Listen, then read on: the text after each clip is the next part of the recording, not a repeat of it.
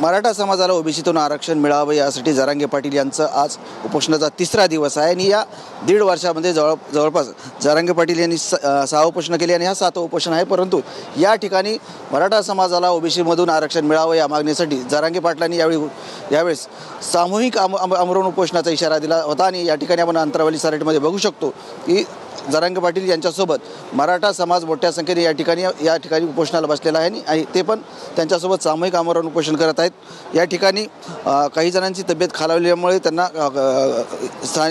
जवळच्या रुग्णालयात हलवण्यात आलेलं आहे। परंतु या ठिकाणी बघू शकताय की कशा मोठ्या प्रमाणात समाज या ठिकाणी आमरण उपोषण करताना दिसत आहे। आपल्यासोबत काही या ठिकाणी एका उपोषणकर्त्याची तब्येतही खालावली होती, आपण त्यांच्याशी चर्चा करूया। कारण 3 दिवस झाले त्यांनी अन्न पाणी घेतलेलं नाही, औषध घेतलेलं नाही। दादा, तिसरा दिवस आहे उपोषणाचा, तब्येत साथ देत नाही, सरकार कुठेतरी ऐकायला तयार नाही, अजूनही सरकारकडून कुठल्याही हालचाली झाल्या नाहीत, काय सांगतात? सरकार फक्त मराठ्यांना फसवतं एवढं याच्यातून समजत आहे। 25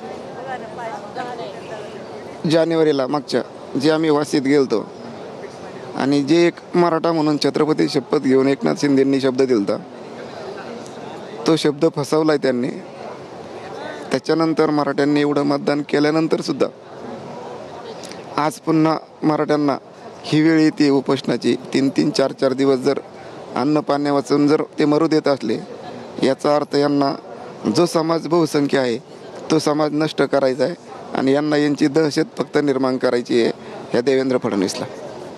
सरकार कुठेतरी फसवते अशा भावना उपोषणकर्त्यांच्या आहेत। आपल्यासोबत तर तिसरा दिवस उपोषणाचा, अजून सरकारकडून कुठल्याही हालचाली नाहीत, काय सांगा? काय आता सरकारला काय जीव घ्यायचा असं मराठ्याचं तर काहीच कळलं ना आत्तापर्यंत। मागच्या 25 तारखेला सतत 1.5 वर्ष झाले आंदोलन सुरू आहे, ज्या मागण्यामुळे आहेत त्याच मागण्यावर अजून जरांगे पाटील ठाम आहे, तुम्ही ठाम आहेत। ही वेळ का आली तुमच्यावर परत उपोषण करण्याची किंवा सामूहिक उपोषण करण्याची? त्यावेळेस एकनाथ शिंदेनं ज्यावेळेस आपल्याला वाशीतून एक पत्र दिलं आणि नंतर त्यावेळेस काय झालं, एकनाथ शिंदे मुख्यमंत्री होते, पण एकल हाती सत्ता आता फडणवीसच्या हातात आहे ना। त्याला जर मोठेपणा घ्यायचा असला तर मराठा समाज त्यांना पूर्ण डोक्यावर घेऊन नाचल ना। एकनाथ शिंदेला त्यांनी आडवाडू मारला असेल, त्याचं काय कारण? कारण यांना जर श्रेयच घ्यायचं असेल तर घ्या ना, पण आरक्षण द्या ना, बाकी काय मराठा त्यांना डोक्यावर घेऊन नाचल।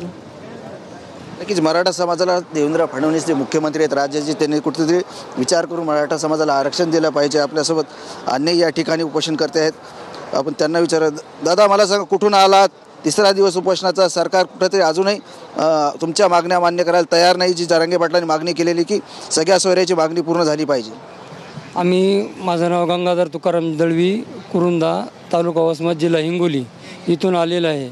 जोपर्यंत मनोजदादाची जी मागणी आहे मराठा समाजाला ओबीसीतून आरक्षण भेटलं पाहिजे, तोपर्यंत आम्ही काही इथून आता उठणार नाही। शेवटी आमचा प्राण गेला तरी आम्ही इथून काही हलणार नाही। आता नक्कीच कठोर भूमिका या ठिकाणी उपोषणकर्त्यांनी घेतलेली, जोपर्यंत आम्हाला आरक्षण भेटत नाही तोपर्यंत आम्ही या ठिकाणून हलणार नाहीत। परंतु उपोषणाचा आज तिसरा दिवस आहे, जरांगे पाटलासोबतच या उपोषणकर्त्याची जे इथं बसलेले आहेत, जे सामूहिक आमरण उपोषण सुरू आहे, त्यांच्याही तब्येत खालावत चालली आहे। त्यामुळे सरकारनं कुठला तरी ठोस निर्णय घेऊन यांच्या मागण्याकडे लक्ष दिलं पाहिजे, अशी भूमिका सरकारने या ठिकाणी घेणं आवश्यक आहे। कॅमेरामॅन असगर अलीसह संजय सर्वोदय, TV9 मराठी, अंतरावली सराटी, जालना।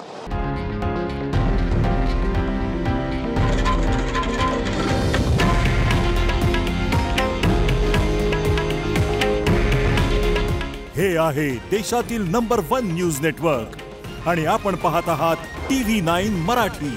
काळजी तुमची, हित महाराष्ट्राचं।